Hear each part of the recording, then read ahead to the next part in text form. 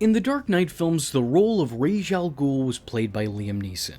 Now, this take on the character was definitely a much more Nolanized take on the character, but that's not necessarily a complaint. As a matter of fact, I would go on record and say that out of all the characters that were greatly altered for this line of films, I think I was the biggest fan of this one specifically, because I felt that the alterations that were made benefited the narrative, and still felt true to the character, creating a valid version of the villain, in spite of the fact it coming with some variations. While this wasn't the character from the comics to a T, it's hard to argue that the Dark Knight's demon's head didn't still feel like that character from the comics, once again, albeit with a few deviations.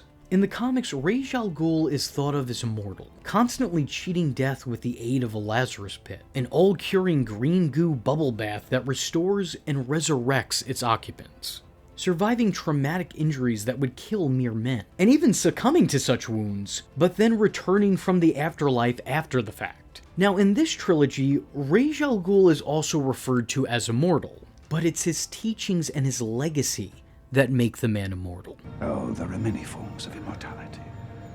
Which I think is a really creative reimagining that works well for the character, and more importantly, works well for this version of the character. Ra's al Ghul will live forever, whether that be as man or myth. Quite frankly, I love that. As the Nolan series decided to bring the mythos into some semblance of reality, grounding the Bat in the world he once flew in, this change not only made sense, but it still managed to stay true to the spirit of the source. He's a trainer, he's a teacher.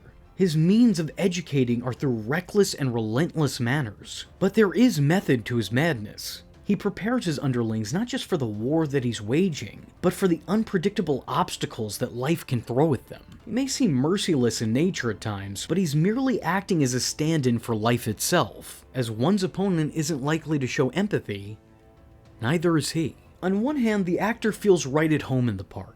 Liam Neeson is no stranger to speeches, being a mentor to the main character, and just generally being terrifying in his own sophisticated way. All traits that you'd hope to find in a Ra's performance. He played both friend and foe equally well, coming off as an all-knowing sage in the first act, and a well-meaning destructive force in the final act. Never once feeling like the performance had changed, but rather it was now being viewed under a different light.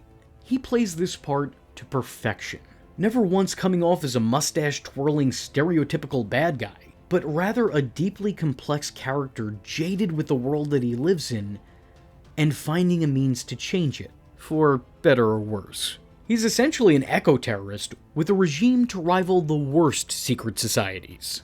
The League of Shadows is properly named, as its leader lurks in those shadows, acting as an apprentice to a decoy superior, though it would seem that this point is missed on select members of the fanbase. This seemed to confuse a lot of audiences still to this day. I've had a number of people in my comment section try to incorrectly correct me on this character, saying that this part wasn't Ra's al Ghul playing the part of Henry Ducard, but rather Ra's al Ghul being a title that the leader of the League carries, with Henry Ducard stepping in and fulfilling that role after the original Raz's death. While I don't necessarily hate that conceptually, for this set of films specifically, given a lot of the context in these movies, it's clear that that's not actually the case. Case in point, when Talia shows up and states that she's the daughter of Ra's al Ghul. Child of Ra's al Ghul may decline. But he's not the child of Ra's al Ghul. I am. That would be a strange introduction to have if Ra's was just a title as opposed to a name. Additionally, why wouldn't Talia or Bane ever carry the Ra's moniker? If their goal was to continue the Shadow's destiny, you would think that they'd be considered as such. But even prior to that in Batman Begins, upon Bruce reuniting with his former mentor, he greets him with this line. Or cheap parlor tricks to conceal your true identity, Ra's. Because he now sees past the ruse and recognizes Raz's true identity. This was always just a strategy. This was always a strategy. It's one that he taught to Bruce Wayne, one that he utilizes in his own skill set. Which is also why after this reveal, the character is never referred to as Ducard again, because it's a false identity. Not unlike some of the false aliases the real Ra's, the one from the comics I mean, took on in his earlier years, centuries before meeting Batman. The bigger problem with this part isn't the performance itself, but rather the casting. Liam Neeson is an Irish actor playing what is a Chinese and Arabic character in the comics. I want to make it clear, I don't take issue with race-swapping characters, as long as the actor portraying the character still carries themselves in the same manner as that character. But in certain cases, such as this, the character's ethnic background can play into the character's backstory. I mean, for Christ's sake, the man's name is Ra's al Ghul, not Craig McGuffin. Being born a nomad in the 15th century. Not to mention the league he leads seems to mostly be made up of people of color. So you would think maybe he would also be a person of color. Now you can argue that the decoy Ra's al Ghul is meant as a stand-in for that, but even in saying that, they cast Japanese actor Ken Watanabe to play the role and he only had about 4 lines of dialogue. I'm not trying to make some sort of statement, nor am I rallying an audience to come cancel the Nolan brothers, but what I am saying is that this is a little bit of a demerit against the depiction.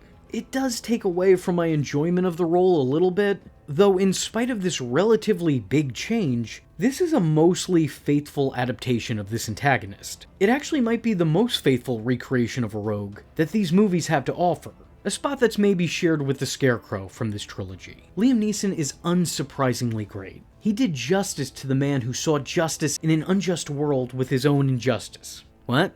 Why the would he say that? What I really appreciate about this antagonist, though, is that he ties the trilogy together. Make no mistake, Ra's al Ghul is the most important character in these movies, not named Batman. The way Bruce fights, the trickery that he uses, all of this was once a part of Raz's trainings. He's utilizing the mastery of his mentor. And even beyond that, Ra's al Ghul's teachings are still very much implanted in Bruce and implemented by Batman, whether he's entirely conscious of that or not. Criminals aren't complicated, Alfred. A criminal is not complicated. His methods and beliefs still play a part in Batman's worldviews. Even after the character has died, his impact is still felt, sending off a ripple effect in this universe that shakes the course of events in the future. He is the catalyst of chaos, responsible for Batman and the vast majority of enemies that he encounters, being the focal point in flashbacks in the first film, until inevitably becoming the focal point of the finale, being mentioned and subtly referenced in the second movie, and being the motive of the main antagonists in the third installment. The man may be dead, but his legacy still lives on, which sort of mirrors Raz's mantra. But is Ra's al Ghul immortal?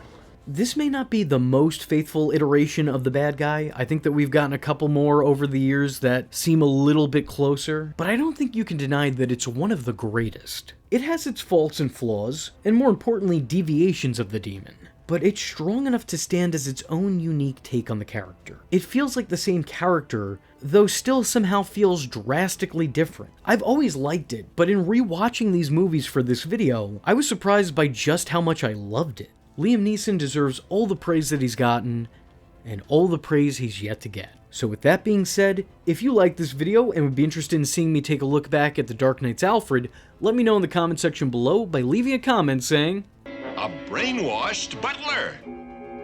I am vengeance. I am the night, and that was V Infuso. Just remember, if you're not tuning in, then you're missing out.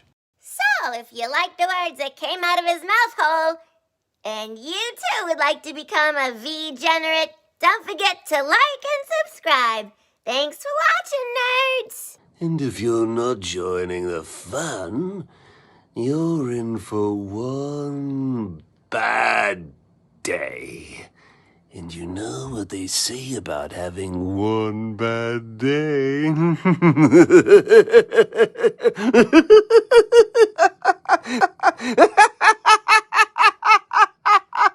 Catch him next time. Same bat time. Same bat channel.